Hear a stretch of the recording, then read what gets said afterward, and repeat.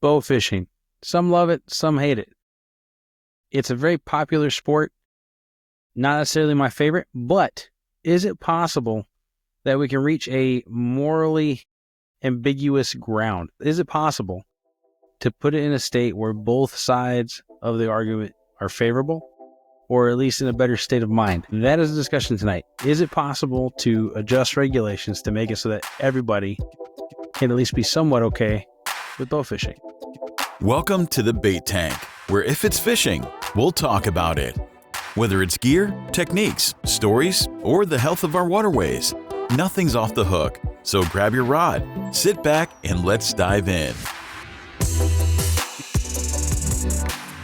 Hey, y'all, welcome back to another episode of the Bait Tank Podcast. My name is Anthony with the Extra Outdoors. I'm joined with Sam and Brian. We're talking about bow fishing. Is it possible to change the way it's regulated to give itself the ability to have moral ambiguity? That is the discussion today. All right, like I said, today I'm joined by Sam, my co-host, and Brian. Brian, how's it going, sir? So far, so good. Another day. Fantastic. All right, so you and I met on Facebook on a group called Rough Fish. We were just discussing topics, and it came up to the idea of bow fishing and how you and I both agree that we're not really fans of it, at least in its current state. You had mentioned, if I'm not mistaken, that we were okay with the idea of killing fish for food, but the idea of wanton waste, killing a bunch of fish, just dumping them on the side of the road, dumping at the side of the boat launch was not okay. That's the spark of this conversation today. And like I said, Sam's joining us. But before we get too deep into it, Brian, why don't you go and tell us a little bit about yourself, man? Hello, guys. I'm Brian Contreras. I have a small YouTube channel that I do ASMR nature videos. I'm a very avid fisherman. I am very avid in nature. A long time ago, when I went to college for biology and ecology. I have a well-versed understanding of nature and biology and how things work and work together. So I feel, coming into this conversation, I have somewhat, I don't feel like I'm better than anybody else, but I do feel like I have an understanding of how we could potentially regulate or manage bow fishing to make it profitable and a way to conserve nature as well. And I know a lot of people, it's a very, very tough topic to talk about because how many different sides there are to the topic. For sure. So for those who don't know what bow fishing is, literally bow fishing is a compound bow, usually.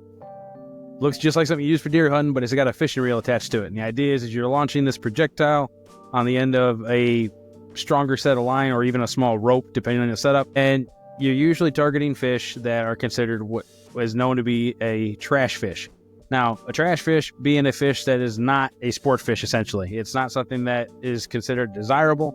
Doesn't necessarily mean it's not important to the ecosystem. That's a whole other topic in and of itself, whether or not those are a justifiable way to be classified. Today's topic is not about that. Today's topic is about whether or not we could change the way bow fishing is regulated, or if it's even impossible to do so, and make it, like I said, moral ambiguity. We wanted to be able to go out there, be able to fish with these bow fishermen, then vice versa, and not have all these fights at the boat launches. We see them all the time, hear about them all the time. It can get crazy. I live in Tennessee. It's very common down here. It's kind of a year-round thing down here because we don't have ice over, and a lot of the lakes around here have really big, shallow bays. So I mean, it's just kind of perfect for certain species of fish like gar and carp, and those are the kind of species that most people target. Now, with that being said, Brian, have you ever bow fished yourself? I have bow fished myself, and I live in southern Missouri. I live in the Ozarks. I fish off of the White River and North Fork Lake mostly. I also have Bull Shoals right by me. So it is a very common practice around here for people to just go down to your local creek or river and bow fish or snag. There's a lot of illegal methods used to take fish, but for the most part, it's a heavily regulated lakes because they are, I think Bull Shoals is sixth for the bass lakes in the United States. Something like that, yeah, I believe so. And then North Fork is overlooked, but it is a very heavy populated striper fishing resort lake. So a lot of people will come in and have guided trips and go out and get the striper fish. All right, and again, sea bass. Yeah. Sure. And same question to you, Sam. Have you ever bow fished yourself? I've done it once. I can't even remember where I was exactly. It was down south. I was just traveling for the service. and alcohol was involved. I don't remember shooting anything. I was more interested in the beer, which is why it really didn't stick in my memory too much. But I remember just everybody saying, like, dude, I was aiming right at it, and they're like, no, you were like 2 feet away from it. Like, you got to aim super low. And I did take a shot at one, and I did notice, like, yeah, it was. Sights were definitely off. So you have very, very extremely limited experience. I have zero experience other than that I've talked to people. I have friends that do it. I've been around the boats. I've had people in those boats cross my fishing lines. I've had a little bit of everything experience-wise outside of actually doing it itself. And what I know is from what I've read and what I've been told by those individuals or what I've seen them do. Oh, not necessarily a first-person perspective, more of an outsider perspective in that regard. But just so you guys know that are watching or listening, that's where we're at. We have somebody who has done it a decent amount of times, have a guy who's hardly ever done it, and somebody doesn't have it. So the idea is 3 different perspectives. Can we change the way this is currently handled? Just to give a little more light to the conversation, I'm going to read a couple statistics for you guys, just so you kind of understand maybe the demographics or how much of these things happen, just to give it kind of a look into how serious this could actually end up being, just before we get into it. And no, I don't think it's going to be fist swinging. Obviously, we're not in the same place, so nobody's going to get hurt tonight. It's all honest opinions. Take it as you will. The whole point of the show is to give everybody as much information as possible, let them make their own educated decisions. So, like I said, if it's fishing, we'll talk about it.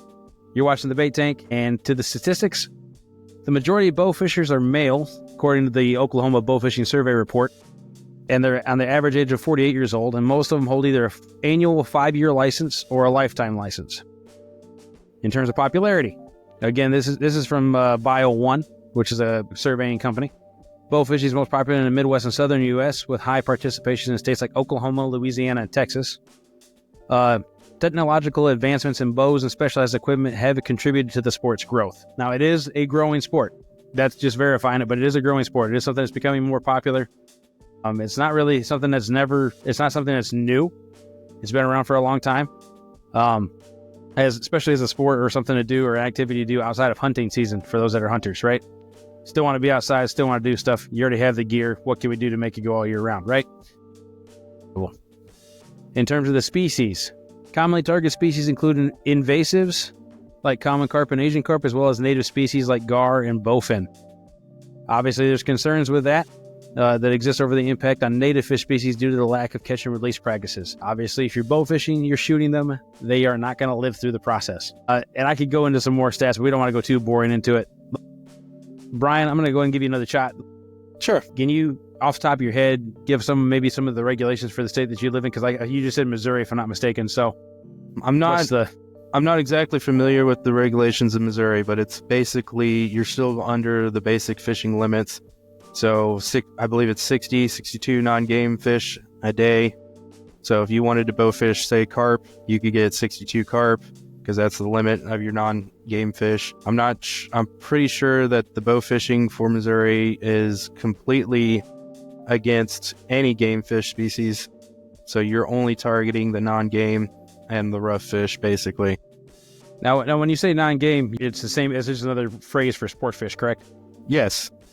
So your non-game fish will be your non-sport fish. So your gar, your suckers, catfish, the non-desirable fish, and then your game fish are like walleye, striped bass, white bass, and all kinds of black bass. Is there any regulations for bowfish on top of your head for Michigan? I have no idea. I don't really I know there's not a lot of boat fishermen up here just because we don't have too many carp or anything compared to like down south. Sure. Now, I know in Tennessee it's very similar to Missouri. The idea is that there's no game fish allowed, not even catfish, because catfish are actually considered a game fish species here. You do have to follow size limits on certain fish, but that's part of the debate tonight. Is it possible to actually catch these people or see that these people are actually sticking to these limits? Stuff like that. I mean, it can get really hairy really quick. Because like I said, one of the biggest problems, correct me if I'm wrong here, guys. So you have the limits, you have the technique, which the technique's already set, right? We're saying it's bow fishing. We're not worried about snagging right now. We're not worried about gigging or any of that other stuff or spearing. It's just literally bow fishing. Now, although I guess some of this does translate to all of it, but bow fishing particularly because the more popular, I guess, of those techniques. regulations, limits, outside factors such as wildlife officers having the initiative, I guess, or even having the knowledge to be able to regulate, whether or not the state supports the idea of the native fish being able to be protected or not, stuff like that. So I didn't mean to cut you off a second ago, Brian. I don't know what you're No, you're good. Something else. Yeah. No, you're good. So I guess with the beginning of this, let's just say, talk about limits. Obviously every state has different limits. Again, Missouri and Tennessee being similar. Game fish, 100% off the table. On-game fish, including native fish, sadly, fair game. In Tennessee, there's zero limits. There's not a limit to how many you could shoot of those a day. So I mean, they could go shoot 1,000 of them if they wanted to. I'm glad to see that Missouri has a 62, but how would we actually be able to keep count and make sure that they're following that count? I mean, what's the idea there? I mean, obviously it's like any other fishery with salmon and stuff like that too. You only have allowed to have so many. Well, a lot of people don't realize is that your daily limit also counts for the fish that you have in your freezer as well. That's why a lot of wildlife officers, if they have a warrant to search your property for like people that poach deer and you have 3 deer in the freezer, you're going to get fined for those extra deer. If you have, say, 12 fillets worth of walleye and the daily limit's only 3 or 4 of the certain size, you're going to get fined for each extra fish. I know a lot of people, I think down in Arkansas, if you poach paddlefish out of season, it's $500 a fish.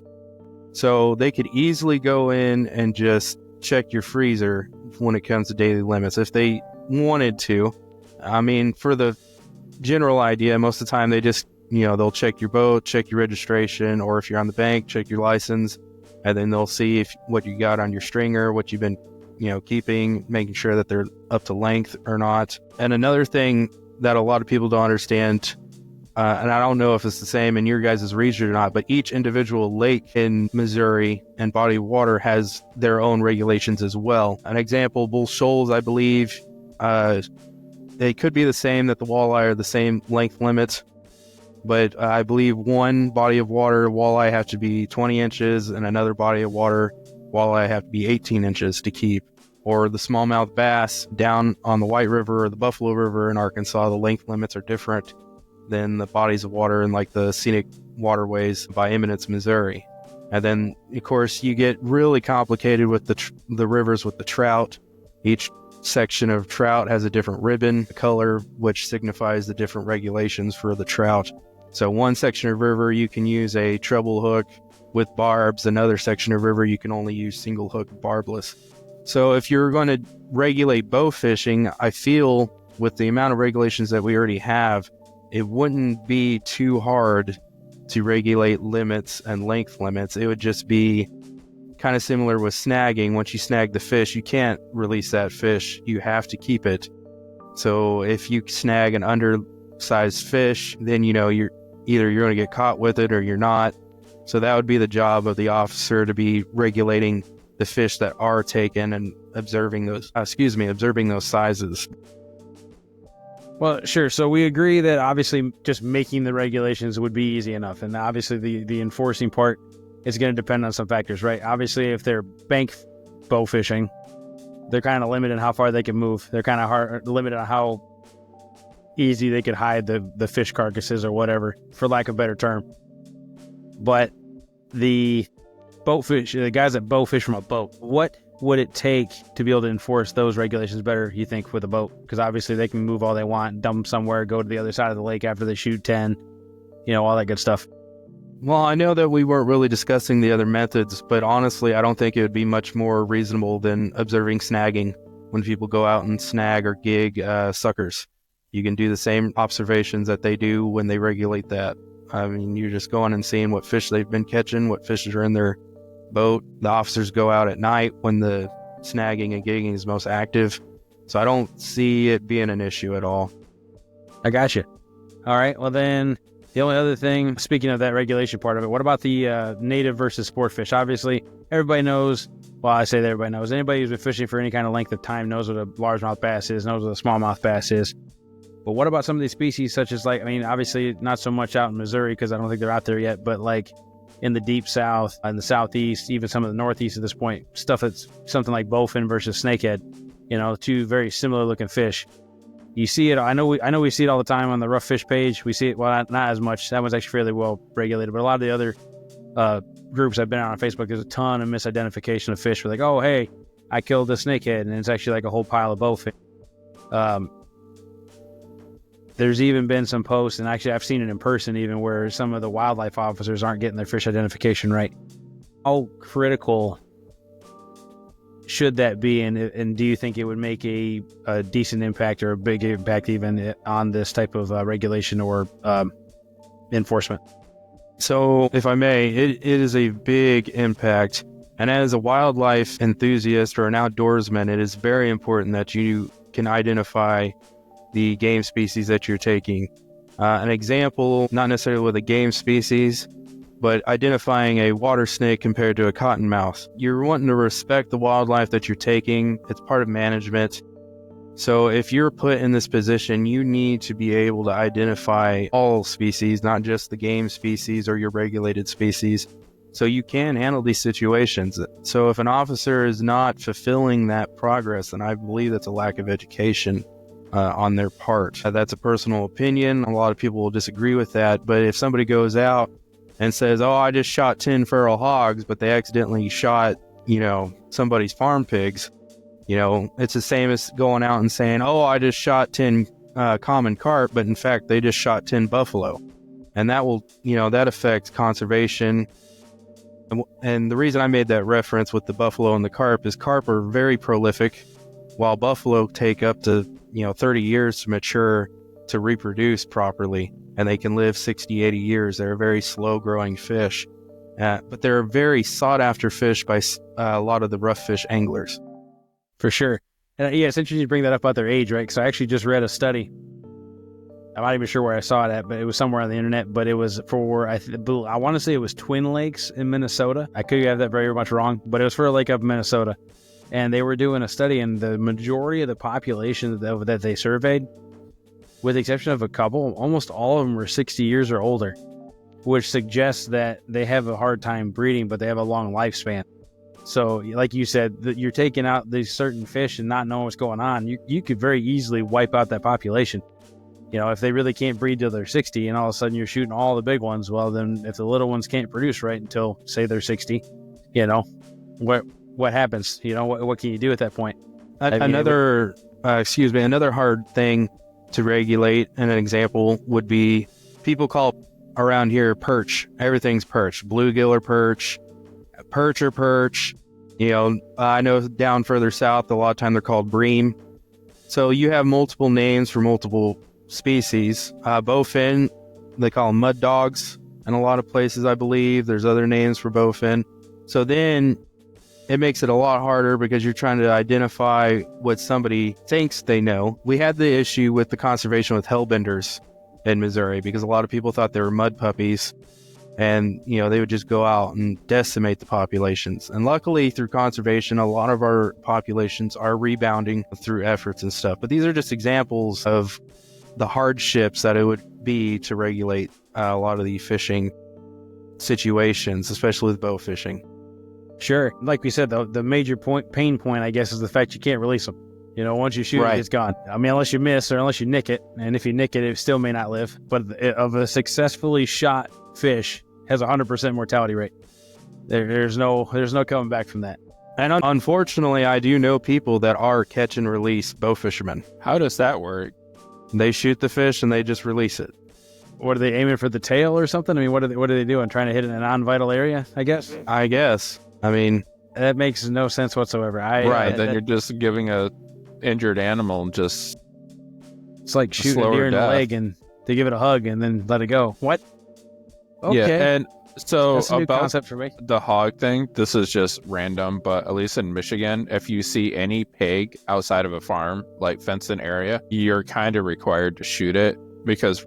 In Missouri, that was the same way. Yeah. Okay, because pigs can rapidly evolve. Like, if you give a farm pig 6 months in the wild, it is unrecognizable. It is a wild hog. Right. So that cute little pink pig. I understand that, and I agree with that. Not to keep going down this rabbit hole, but if you guys heard about, did you guys ever hear about Hogzilla? Or even that one that kid shot in Mississippi a few years ago?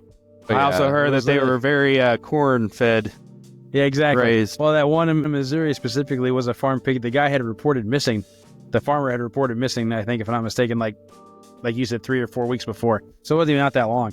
But it was definitely feral by that point. So it's, Right. It's crazy how certain species adapt to their And it's surroundings. actually in that kind of cool how situation. like we got all like the Russian razorbacks over like down south and stuff. Like it's cool how we even have hogs. Yeah, It's yeah. like, explorers just would randomly drop them off, so they would have like all of them they're not from around here. Like Right, they so were just dropped they're off by non-native. boats. Yeah, Yeah, Well- they're non-native. Fun fact, the wild hog, or the hog population in the United States started with, I believe, 9 pigs that were brought over by the Spanish down in Florida. I believe that 100%. Because, yeah, like you said, they cliche as it might be, they breed like rabbits. But the reason I did make that pig reference, and I totally agree with you about them, becoming feral and being shot on sight. But when you're coming to identification regulations, you do still need to know the different strains of the pigs. And like you were saying, you can have a farm-raised pig that goes feral very quick. So what's the difference between the Russian boar, the feral pig, and a farm-raised pig? And then when you have somebody that shoots them, how are you going to identify them? How are you going to charge them differently if you ticket them for poaching? Are they okay to shoot that? The thing in Michigan, like you don't need any tags or anything. If you see a pig out in the wild and you kill it, doesn't matter what kind of pig it is, what color it is, if it was farm fed, if you have a license, if you're using a 50 cal, like they're like, congratulations, thank you for killing this. Right. Yeah, Tennessee's a little bit different on that. Like Brian was saying, there's a little bit of identification thing, but it's not as strict as that. It's more like, where did you get it from? If you got it from a wildlife management area, obviously you're not allowed to shoot 1 or 2. Right. If you're shooting on somebody's private farm and you can prove you got it on the private farm, I don't know if it's still the case, but a couple of years ago, if I'm not mistaken, it was you could shoot as many as you wanted, but only if it was proven to be damaging that farmer's crops. So, I mean, there's a lot of potential gray area, I guess, because, okay, was it actually on that guy's fence line or was it on the other side, stuff like that, right? And like you said, for the... Go ahead. No, go ahead. Sorry. I apologize. So from a ticketing officer's perspective, like you said, you get, well, what's the correct way for that officer to do it? Is he actually going to do it the correct way, or is he going to give him the leeway, or vice versa? Is he going to be, for, again, like a better term, a douche canoe or something, and just be like slaying with every single ticket possible? I think it varies. I think it's just like in dealing with any kind of law enforcement, the way you treat that conversation, the way you treat that person could very easily backfire on yourself or benefit you, depending. I mean, they're people too, right? I mean, I'm never going to say, oh, hey, they're holier than us, or hey, they're lesser than us. They're just people also. Now, there's somebody doing a job. Exactly. Are there bad apples? Of course there are. But I mean, it doesn't mean everybody's that way. So to translate from the pigs to fish, carp, common carp, they hybridize with goldfish. And that's another invasive fish, is wild goldfish. So if somebody shoots a goldfish or a koi, should they be ticketed more for shooting a common carp or a silver carp? In terms of if the species is deemed okay, or you talk about if they're going over the limit of 62 in your case for Missouri? Well, talking about the identification. How are you going to identify if that's a common carp strain, if it's the koi fish strain, if it's a goldfish strain? Is it okay to shoot those unlimited amount? Are they all going to be grouped together? I think it depends on compare the that state. with the pigs. I think it's dependent on the state, and I think it's dependent on the fishery, right? So here in Tennessee, again, it's considered a non-native. It's fair game. Shoot as many as you want. They do not have a limit on it. The only thing, so there is a wanton waste law. You're not supposed to dump it at the boat launch. You're not supposed to dump it all in one pile on the bank. I don't know what the correct thing would be. I guess it would be to throw it back in the water for the turtles to eat. I'm not really sure. But the idea is you're not supposed to stack these piles of carcasses everywhere. Does that mean that's okay? Obviously, that's where this is going. Because obviously you pile it all at the boat launch. Well, every boat angler that's showing up is going to have to deal with the smell, going to have to deal with maybe carcasses getting in the way. Say it rains and the water rises up, all these carcasses are finally just floating in the water, touching everybody's boats, all this good stuff. Obviously, that can spread, anything with rotting flesh. You possibly got diseases going to be happening and showing up. Obviously, you could have certain types of wildlife that are changing because all of a sudden that's a food source. Say you're in an area with a lot of bears or something, they find a pile of fish, they're probably going to frequent that boat launch more, or that could be positive or negative, depending on how you look at it. I guess maybe if you want to see more bears, great. But if you don't want to see more bears, or if the bears are notorious for ruining or breaking into certain things or cars, then you have a whole other set of problems. But as for your question, I guess back to your question about identification, how would you identify? Again, that needs to be education. I'm not saying I had this conversation with somebody the other day. If you see a fish, whether it's underwater or not, you should be able to at least have an idea of what it is. Right, a general idea. Right, especially if you say you're on a boat and those guys run those generators with floodlights that can penetrate 25 feet of water. I mean, they can see everything crystal clear like it's through a camera in broad sunlight. I find it very hard to justify somebody not being able to identify a species other than through ignorance. But I also don't think that ignorance can be used year after year after year just because you don't feel like learning it. I think as an angler, you have a responsibility to be able to learn how to identify these fish. And that's for any kind of sport, whether it be bow fishing, rod and reel, any of that stuff. If you're going to be keeping fish or taking the life of a fish, or in case of hunting, taking home, well, obviously you're always taking home, right, because you're hunting, but you got to be able to know what it is, and you have that responsibility to identify, is it a deer, is it an elk, is it a mule deer, is it an antelope, depending on the part of the country you're in. You should be able to identify. And if you can identify, you should also either have it, Tennessee does this good thing. I don't know if every state does, but Tennessee does this thing where they print out the regulations in a free book they give out every spring to anybody that wants it at all the Walmarts and stuff. Yeah. They have, we have them as well. They have pictures of I'm not going to say every fish. They have pictures of every game fish that has a regulation. They have a picture of it so you can tell what it is and what you're looking at. Right, the important fish. Yeah. The ones that the state deems worthy to care about, those are the ones that are all in the thing, and they have the identifications for it. And oddly enough, maybe it's not the case everywhere. Tennessee has a very big emphasis on the bait fish, like what's legal bait-wise section in terms of identifying fish as well. And I feel like that one has a surprising amount of emphasis, which I can understand because I guess that's the food source of the fishery, right? So you kind of want to, keep that in check.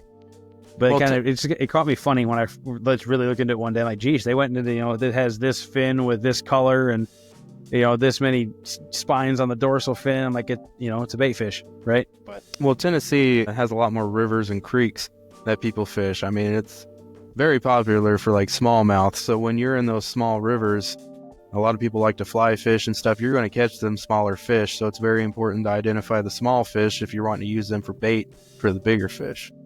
For sure. And even like you said, catching the smaller fish on fly fish or any other technique, there's a lot of fish that look different when they're smaller versus when they're bigger. And I think that's also a pain point in terms of the education part of it, because you might learn, oh, hey, this is definitely in that bass family, but is it specifically a spotted bass or a smallmouth bass or a largemouth, etc.? There's those subtle little differences. Like, obviously, if anybody's fishing for bass any regular amount of time knows about the jaw line length, about the tooth patch on a spotted bass's tongue, stuff like that. And even then, now with all these hybridizations going by, some of those things aren't even 100% accurate anymore.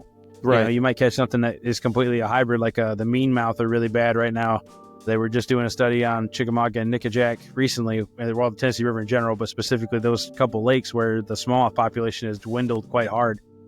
And Tennessee is actually in conversation about changing the regulations entirely. It was, you could only have two smallmouth bass in your daily limit of 5, and they had to be at least 18 inches long. But now they're doing it, if you catch one that's less than 16 inches, you can have as many of them in your 5-day limit or 5-bag limit as possible, because they're just trying to get rid of those hybrids because they tend to stay smaller. And I could be wrong, but aren't there also shoal bass down there around Tennessee? I know there are in Georgia. I don't know for sure if they're actually in Tennessee. And even then, that's another, a buddy of mine, Patrick, down in Georgia, he was talking about it with me the other day because I had sent him that article because I thought it was interesting. He said that the spotted bass, it's specifically the Alabama spotted bass. It's a certain strain of spotted bass that's really, really aggressive and, again, very prolific, is wiping out that pure shoal bass population too, because it's hybridizing it out.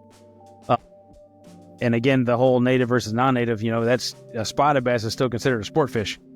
Whether it's a truly aggressively invasive species that's wiping out and decimating stuff, whether it actually has proof of a negative impact on the environment, it's still considered a sport fish by a lot of these states and by a lot of sport anglers, right? So, right, a lot of private lakes will cull them by any means necessary and have no limits. Right, exactly. So it's kind of interesting, I guess, to see how much difference there is even just from the state level fishery versus, like you said, private lake versus, biologist talking about it, right? Because there's definitely obvious detriment to the environment with these certain species, but they're still protected, if you will, based on the desire for sport fishing.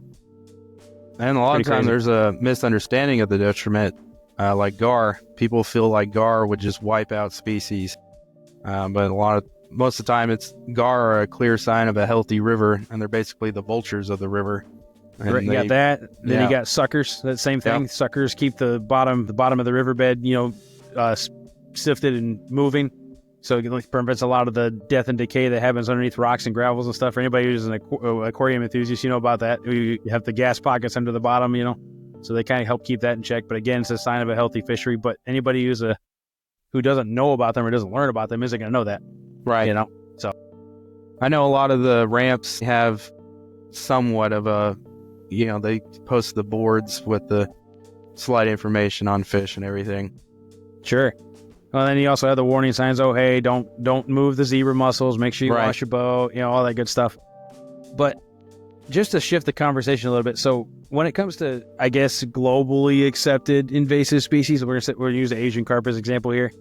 There's 4 different species of them. For those who don't know, it's the silver carp, the azure carp, the black carp, and the grass carp. Did I get that right? Big head carp.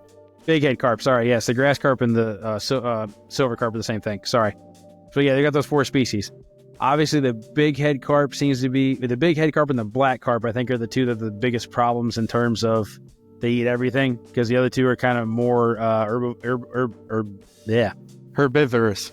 Thank you. But yeah, so with that being the case, those don't seem to be as detrimental. Obviously, they proliferate a lot, and then they kind of take over some of the same areas that some of the desired sport fish go, like bass and whatnot, like the shallow weeds and stuff like that. But in terms of detrimenting populations through just sheer volume, everybody thinking the gar were the problem. Really, the fish like the bigmouth buffalo that eat everything, or bigmouth carp. Sorry, big head carp. Too many names that are very similar. Big head carp are very detrimental. Is the best word I got for it. Yeah, for sure.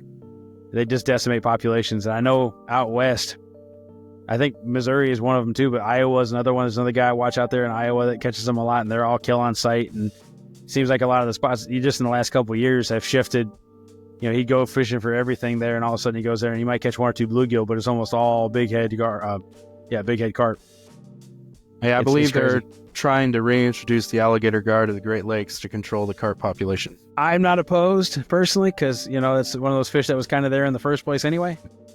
But like you said, and that's, I guess that's another point to bring back too. A lot of these bigger species we're talking about, some of them like the sturgeon, they were just harvested out. People were like, oh, hey, it's a big fish. It's going to feed my family for a week. We're going to kill that fish. But that same species, again, takes 23 and a half years before they can start breeding. So it's crazy how much people have messed things up, if you will.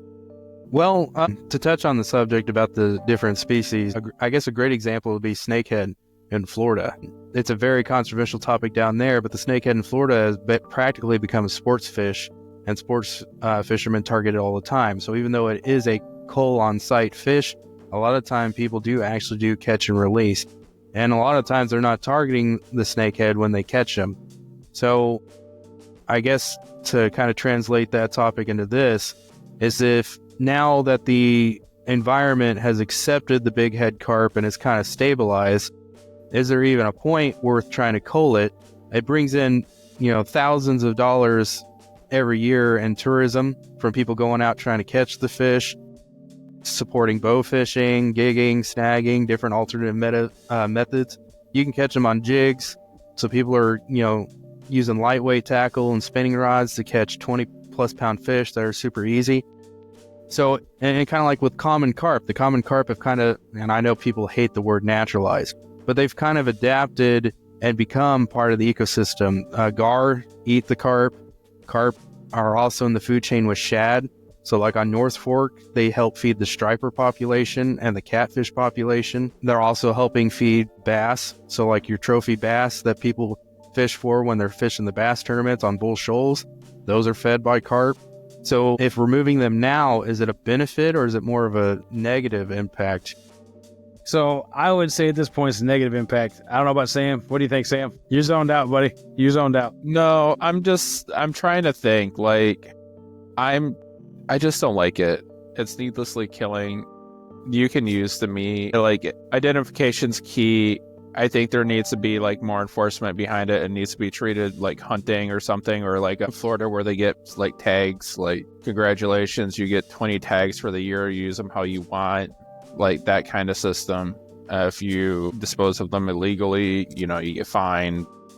Get them without a pen, fine, just something like that. It's a sport. I don't like it, and I just think we need to accept it in the sporting community and have it more regulated.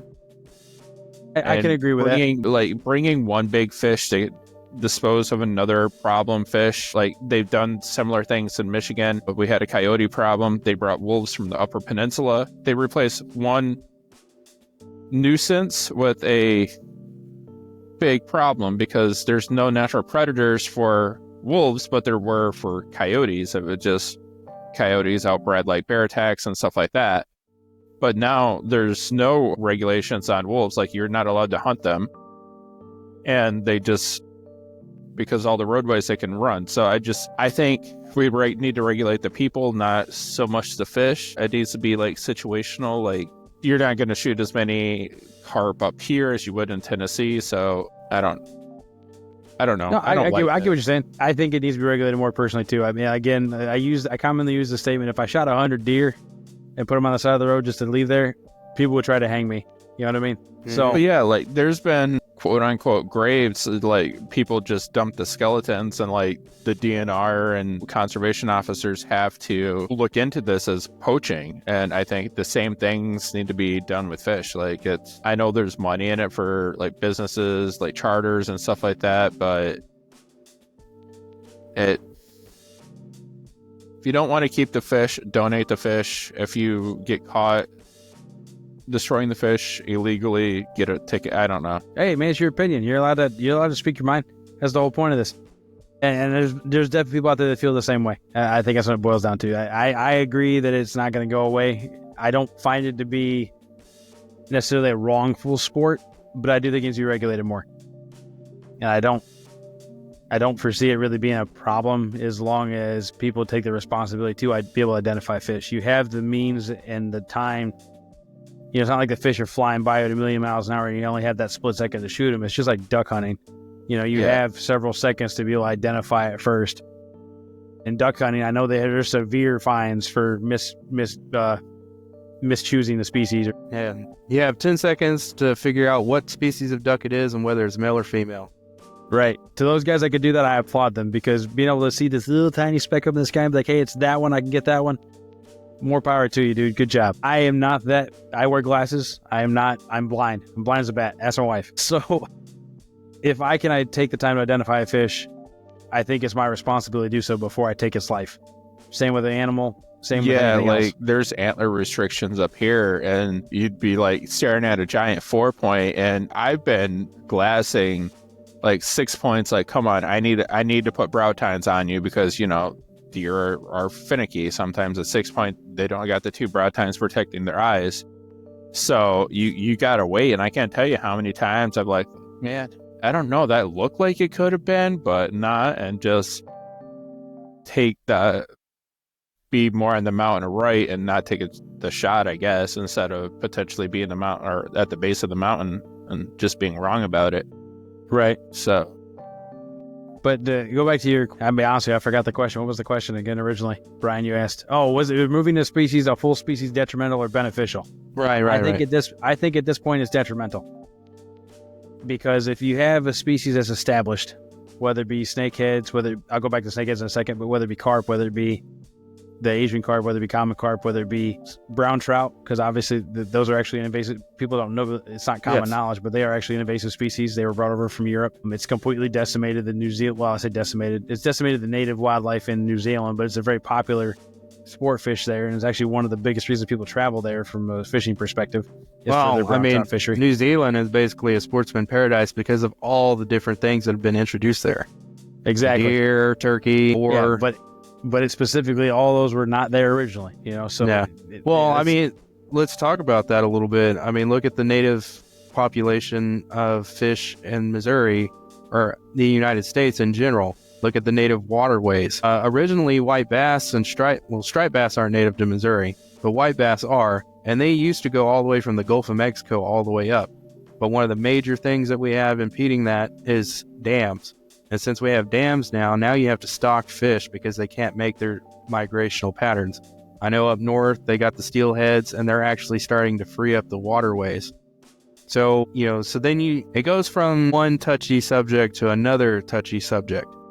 What would you consider native fish species? The fish that have always been there in the rivers, and the rivers have been changed through flooding, from damming. Like gravel bars in Missouri is it's not a natural thing in the river, but now fish rely on the gravel bars, and the fish they've introduced now can be supported because the river has been changed so much from its native state. I'm trying to think of another different shad species. There's native shad, and then there's the invasive shad that have been introduced to help fuel the sports fish like bass and stuff. Different catfish species. I know blue catfish have been moved around a lot. Like I said, the striped bass are now on North Fork Lake, and because it is a dammed lake, every year the lake is different. But you're always following the bait fish. Your different shad, because where you find your shad, you find your crappie, you find your bass, you find your striped bass. So if you're going to be regulating the fish and deciding what needs to be native and non-native, you're never going to get back to the native environment that the fish were originally in 100 or 200 years ago. Exactly. 100 years ago, there was a lot more gar. The gar were able to regulate the native suckers, shiners, the bait fish. They were able to eat more of the threadfin shad. But now they have a wide variety of diet that they can feed off of. So if you remove the new fish and new diet that they're feeding off of, it's going to be detrimental to the river. And then you're going to be dealing with dead rivers, essentially, that are just full of rock snot. You're going to be an example of this. And I know you use the wolves and the coyotes as examples. They introduced the wolves out west in Yellowstone, and it completely changed the entire park and saved the park because they were able to regulate the beaver, regulate the deer, and so you're looking at the food tree and the whole entire system. So now that the system is basically balanced out, taking out these new invasive fish, unless they are actually destroying the rivers and causing them to be like dead rivers, I wholeheartedly feel that it is detrimental as well, because humans are really good at creating new ecosystems, and wildlife is not at fault for adapting to situations. Just like coyotes. Coyotes are one of the number one adaptive animals, and where there used to be a wolf native range is now a coyote native range. The coyotes have filled in the niche that the wolves filled in. Out east, you don't longer have the bears and mountain lions to control the wolves and coyotes. So now that those have been removed, there is a new niche. And I know a lot of people are purists and naturalists, and they want things to be like they used to be. But sometimes you just can't go back to the way they used to be. So you have to learn to adapt, just like nature, just like wildlife. If you have an abandoned city, eventually nature will come back in and fill in place of everything where we were, and it'll readapt. And we're learning that more than ever with the new species of moths and stuff that are coming in and adapting to eat plastics and pollution and even radiation. Like in Chernobyl, the wolves and pigs and wildlife in Chernobyl are rebounding after we changed things. So you bring up a good point. Yeah, it's definitely, it's not achievable to go back the way it was, because there's been too much that we've changed and too much that is still changing. And until we as a society have an equilibrium in terms of what we are willing to touch or leave alone, nature's only, like you say, can only follow and adapt. So it's definitely a problem. It's never the whole native versus the whole invasive native argument is never going to go away, right? At all, because there's always, like you said, there's different groups of people that have different opinions. Obviously, the sport fishing guys that only want to catch bass, they want to catch the biggest bass, they want to catch the most possible, they want to be able to catch 30 or 40 a day, they want them to be 4 or 5 pounds or greater. They don't want anybody eating them. That too, but like you said, it's different. And back to, I guess, that particular subject specifically, in Tennessee, you are allowed to use sport fish as bait. And that blows a lot of people's minds, and it gets a lot of flack for. I have several friends that actually like using spotted bass for bait. That's awesome.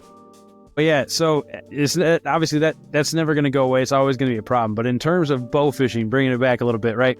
Obviously, we agree that the responsibility of the anglers to actually be able to identify the species. We understand that regulation can be achieved, can be stricter very easily just by saying so, but it would take more work on the officers' part to do it. But obviously, like you said, depending on the fishery, the guys that hunt, or not say hunt, the ones that regulate salmon, so they're always out there spotting with binoculars and stuff and counting and whatnot.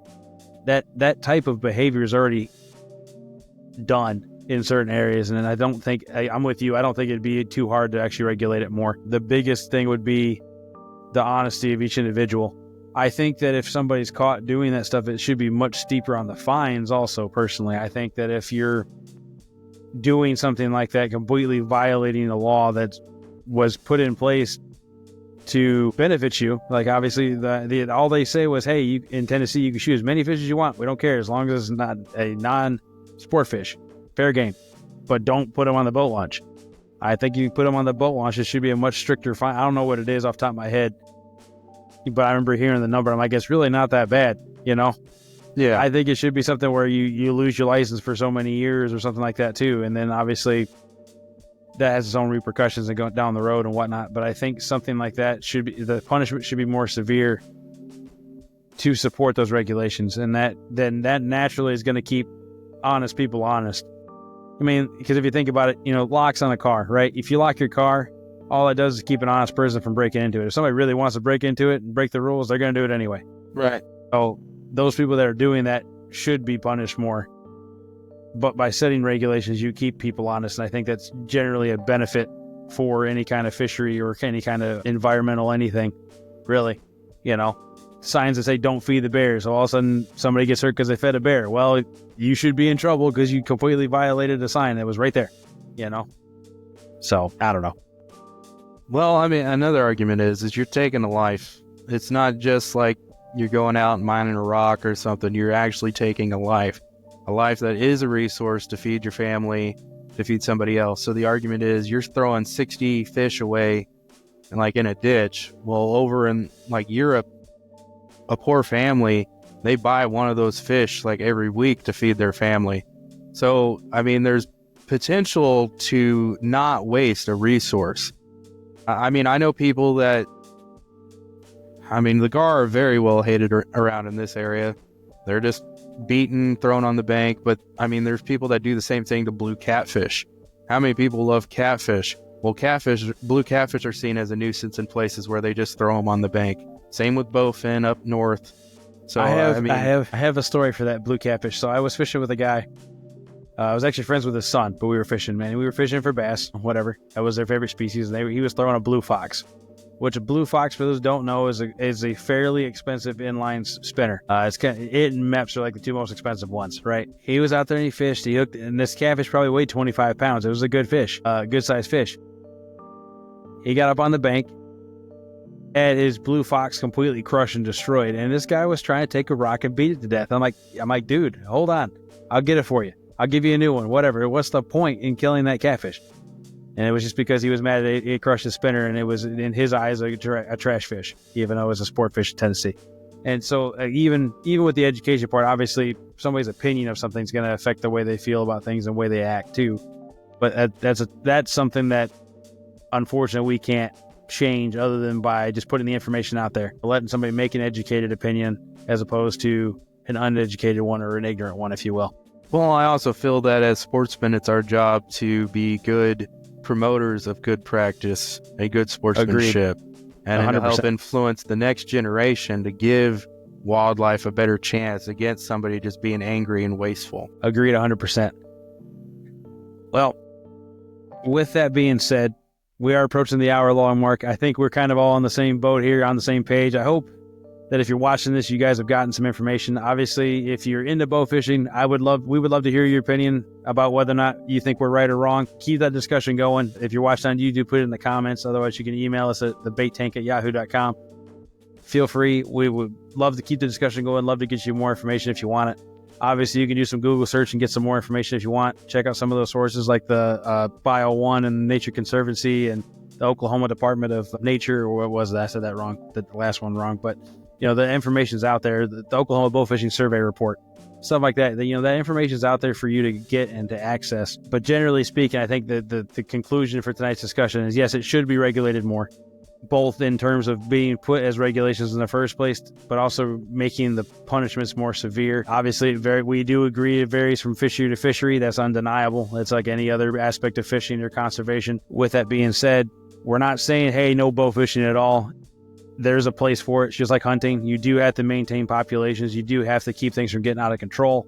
There's, again, no denying that at all from a biological perspective. But the key here is that fish identification is definitely the major issue. The second one being the waste. That's the two biggest issues with anybody that dislikes bow fishing seems to have, is that game fish are being shot when they shouldn't be, or native fish are being shot when they shouldn't be, just because they're getting mislabeled, whether it be through bad information or lack of information in the first place. Do you have anything else to add to this, Brian?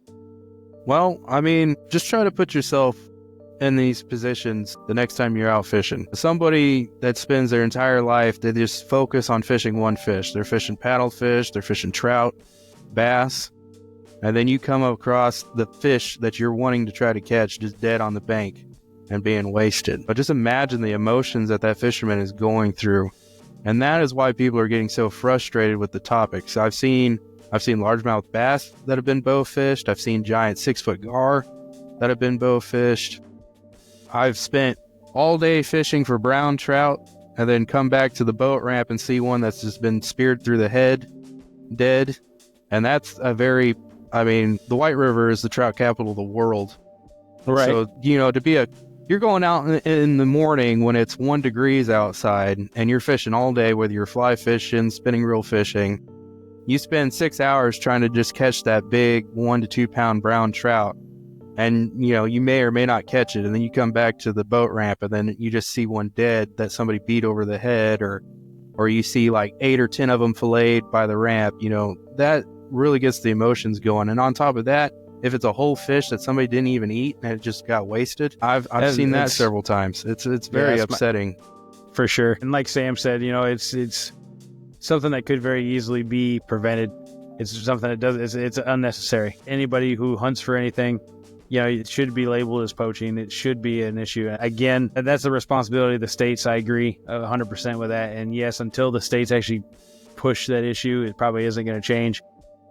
But at least putting the information out there, maybe some things can change for positive and for the better. As for, the claim of wiping out a species, yes, I understand that some people want it to go back the way it was 200, 300 years ago. I am fully of the impression that it's not achievable because we have been involved with it too much and have done too much at this point. It's irreversible damage. Even just from the sport fishing perspective of stocking sport fish, different strains of sport fish. I was talking to a guy who is a hatchery employee up in Canada. Super nice guy. But he said the biggest problem they got over in, I believe he said it was in British Columbia, which is the far west of Canada. One of the biggest problems they have up there is the invasive species, which is largemouth bass specifically. Yeah. And he specifically said, hey, I know your United States listeners are not going to like to hear this, but that is our problem species up here is largemouth bass. And it's crazy how different it is from one waterway to the next.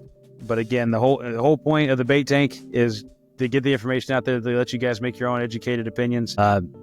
Again, let us know what you think in the comments. Shoot us an email, message us on any of our social media platforms. Let us know what you think.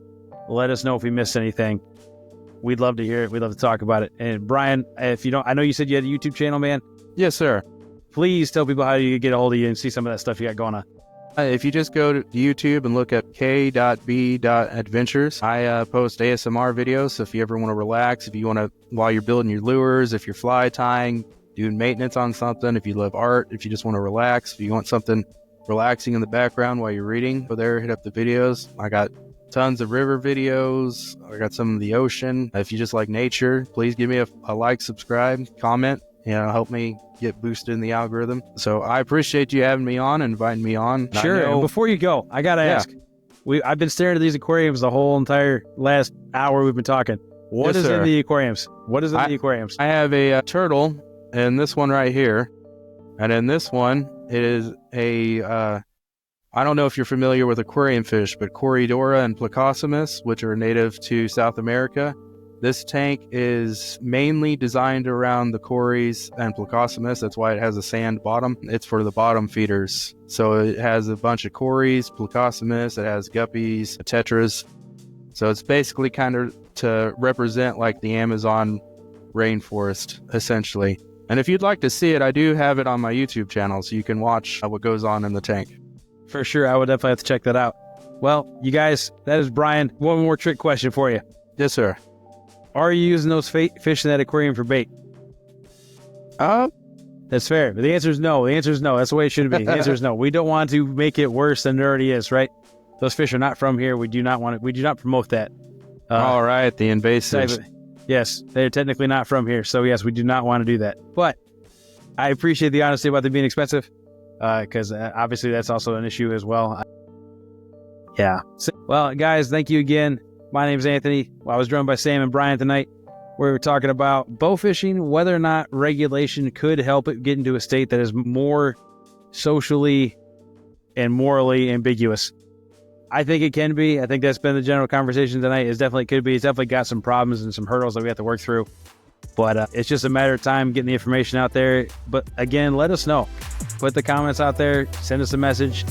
And if you want to support the show at a deeper level, consider checking out our Patreon. Until next time, guys, you've been watching The Bait Tank. And remember, if it's fishing, we'll talk about it. We'll see you on the next one.